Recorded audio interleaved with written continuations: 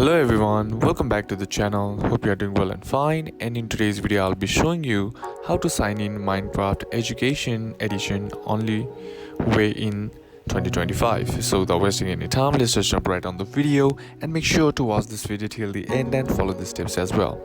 Now the first thing that you need to do is head over and open up your browser, and then on the search bar what you need to do is simply type in educommunity.minecraft.net.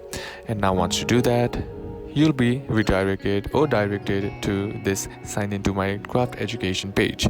Now what you need to do is, all you gotta do is simply click on this follow button on the right hand side of the screen, and once you do that, you'll be redirected to the sign in page of the Microsoft account. Now all you gotta do is just simply enter in your Microsoft account username or email, and then enter in your password as well. And once you have done that, you have successfully signed in to Minecraft Education Edition.